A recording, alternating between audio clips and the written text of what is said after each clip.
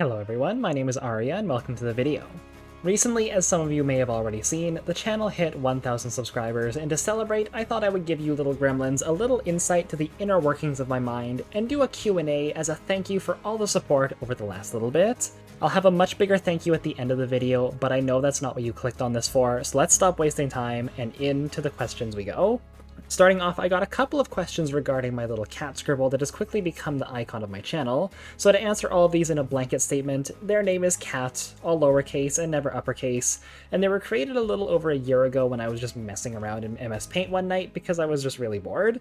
I realized how easy it was to draw a cat and to put them in a variety of situations since they're so easy to draw, and that led to the creation of the Banner of Awesome, which you can see part of as the background banner for my YouTube and my Twitch. Since then, I've improved my drawing skills quite a bit, and I've cleaned up Cat a lot too, and I doubt this will be the final form of them, but for the foreseeable future, they're good how they are.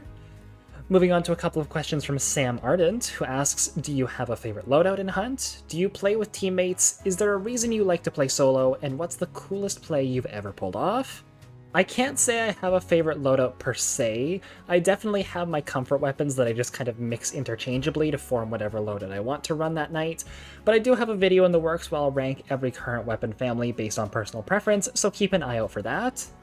To answer the second question, I do play with a small group of friends off-stream, but I like to keep the content tailored to solos since I think it makes for more interesting content overall.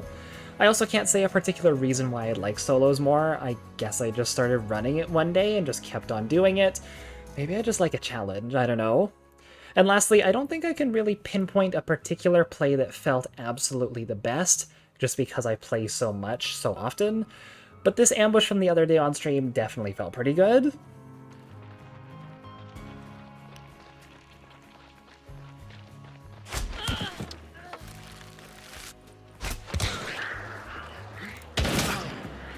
Trying to Lamat shotgun me from that far away? No. The next one is from Corsom, who asks, how long did it take you to get good at the game, and are there any other contributing factors that could have helped with this? I don't really like to think of this as a good versus bad spectrum, but more so experienced versus inexperienced, to which I just have to say I don't think you could ever pinpoint an exact moment since everyone, including myself, still learns from the game even several thousand hours in. As for other factors, I've played shooters for most of my life with a background in tactical shooters like Rainbow Six Siege, and movement-heavy shooters like Warframe and Call of Duty Zombies, so I think that definitely helped starting out in Hunt. I also watched a ton of YouTube videos from various content creators and learned a ton from that too, which segues nicely into the next question from Greenbean, who asks, what made you interested in YouTube and streaming, and do you have anyone that you look up to in making videos? If I'm being honest, I kind of always wanted to do YouTube when I was younger, ever since way back when I first found out about it, but obviously all of my attempts just kind of turned out to be harder than I thought because I was just a little stupid kid who had no idea what they were doing. I've had multiple attempts at YouTube and content creation over the years in a bunch of different communities, none which you can find now, but Hunt content just feels good and natural to make, so that's kind of what I've stuck with. As for inspiration, I definitely take a lot of inspiration from Psycho Ghost for the formatting of my videos, especially since he was a creator I watched a ton when I was first starting out, and who definitely felt the most genuine out of all the bigger creators. So Mike, if for some reason you're watching this, thank you for shaping me into the variety-loving huntress I am today. As for non-Hunt creators, I really enjoy people who take the games that they play and push them to their absolute limits to see what they can get away with. Some that come to mind are Noli from the Payday community, and Bikini Bodhi from the Rainbow Six community. The next question comes from Random Marshmallowful, who asks, what do you do when you fall into a slump to get your mojo back, and can you see yourself making team-specific strategy guides in the future? To answer the second question quickly, maybe, but probably not, since I am a much better solo player than I am in teams, and have a really bad tendency to hang my teammates out to dry, because sometimes I just subconsciously make plays that work way better as a solo. For the first question though, the way I keep myself out of the slumps is to just play a large variety of weapons. Hunt has so many unique weapons and variants and even more loadout combinations, some of which are probably still waiting to be discovered, and that's not even touching on special ammo. Whenever I don't know what to run, my default is to just pick something weird or that you don't see very often or something that I'm just not very comfortable with. People have a tendency to just stick with what they're comfortable with or what's strong because it makes winning fights easier and winning feels good. But if you always pick the same handful of weapons over and over and over again, the game is going to get boring much faster than if you run a variety of loadouts and try a variety of playstyles.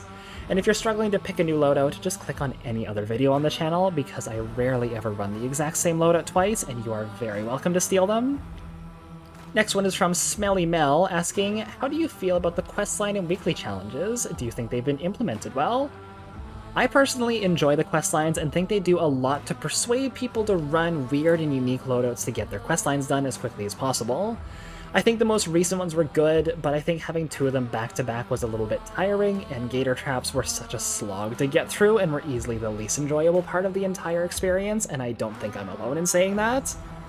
That being said though, I do enjoy having little fillers like this to keep us busy while Crytek works on the big events like Devil's Moon and the soon-to-be Tide of Shadows, and plus I'm always for giving the community ways to earn free cosmetics for the less financially privileged of us out there.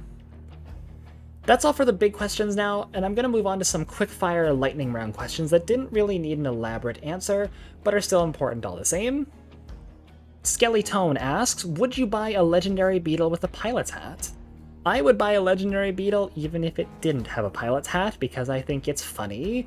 Come on, Crytek, give the baby a legendary skin already, they deserve it. Lemon Carton asks, are you in college and what's your major? First off, up here in Canada land, we call it university, and yes I am. I'm currently trying to switch from a Bachelor of Arts degree to one of the visual arts programs, I just haven't decided which one yet.